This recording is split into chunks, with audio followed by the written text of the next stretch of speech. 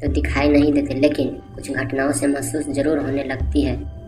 ऐसी ही एक हवेली के भूत की है। दरअसल एक पुरानी हवेली है जिसमें कई साल पहले राजा महाराजा रहा करते थे, लेकिन अब वह वीरान पड़ी है क्योंकि उन राजाओं के वारिस देश से बाहर जा चुके हैं। हवेली की हालत जर्जर हो चुकी है, अब उसे मरम्मत की ज़रूरत है। इसके लिए शासन के नोटिस के अनुसार संपत्ति के मालिक को सूचित किया जाता है। कुछ दिन में पूर्व राजाओं के वारिस में से एक लड़की हवेली में अपने बच्चे के साथ दाखिल होती है, जो कि उस जमाने के राजा के नाती की लड़की थी। उनका नाम उर्मिला था। उनके पति की कार एक्सीडेंट में मौत हो चुकी थी। अब वह विधवा हो चुकी है, लेकिन उसके पास उसका एक बेटा है जो 8 वर्ष का है और उस भी अपनी माँ का साथ हवेली आया। हवेली बहुत विशाल थी, इसलिए उसकी साफ सफाई के लिए कई मजदूर बुलाए गए, जिसे चुप्पे चुप्पे की सफाई करने का ठेका दिया। किसी को नहीं पता कि हवेली के कोने में कितने खूनी रहस्य छुपे हैं। उर्मिला के आने के बाद हवेली की हवा रूहानी होने लगी है। ऐसा लग रहा था मानो कोई बरसों से इंतजार कर रहा था इस हवेली का बारिश का। एक रात उर्मिला अपने कमरे में अपने बच्चे के साथ सो रही होती है। अचानक उसके खिड़की एक पक्षी टकरा कर मर जाता है। यह घटना अपने आप में अमान्य थी है। पक्षी टकराते ही उर्मिला की नींद खुल जाती है और जब वह लाइट जलाकर देखती तो डर से चीखने लगती है, क्योंकि उस कमरे की खिड़की से एक पक्षी फंसा हुआ था और उसके शरीर से खून बूंदें बर्फ पर गिर रही थी।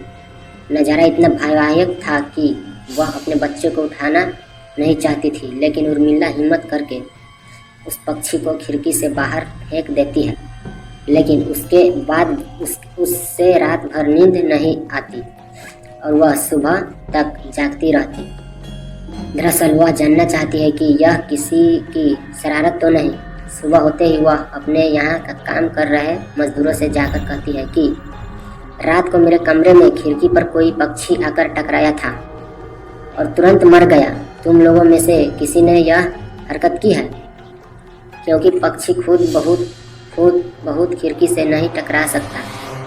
मजदूर कहते हैं, नहीं, हमने तो खिड़की के नीचे किसी पक्षी को मारा हुआ नहीं देखा।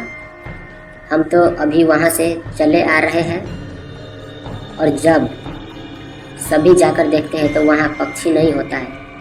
उर्मिला घबराने लगती है कि यह क्या, यहाँ तो पक्षी होना चाहिए या कम से कम खून की कुछ बूंदें दिखनी चाहिए, लेकिन यहाँ पर पक्षी का एक पंख तक नहीं पड़ा हुआ है।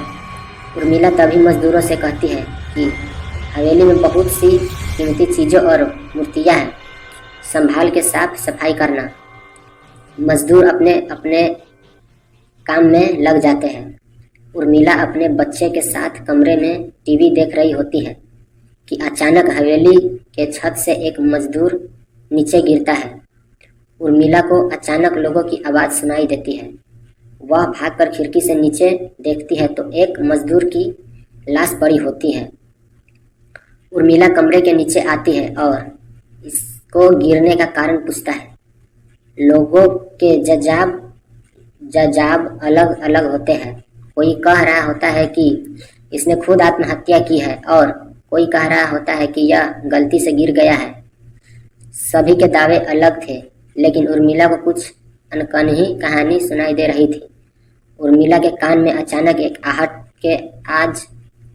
के साथ आवाज़ आती है, अपने बच्चों को बचा सकती है तो बचा ले।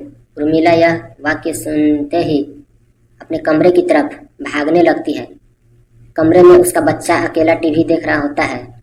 जैसे ही उर्मिला कमरे में अपनी पहुंचती है तो उसका बेटा खिड़की से कूदने वाला ही होता है कि उर्मिला उसका पैर पकड़ लेती है और वह खिड़की से लटक जाता है।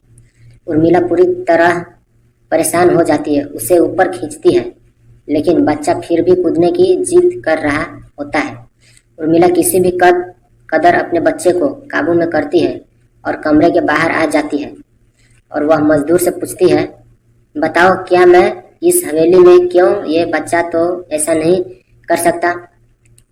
और अभी यह अब जो हो रहा है कुछ अलग ही चल रहा है। तभी एक बूढ़ा मजदूर उर्मिला से कहता है, बेटी ज़्यादा जानना हो तो अपने पूर्वजों से कहानी पढ़ो, तभी तुम्हें एक हवेली का इतिहास पता चलेगा। इस हवेली की कहानी की किताब में इस गांव की सरपंच के बारे में रखी होती है, जो कि बहुत साल पहले मर चुके थे, लेकिन अब भी उनके बेटे के पास वह एक किताब मौजूद थी। उर्मिला सरपंच के पास पहुंचती है और किताब ले लेती है।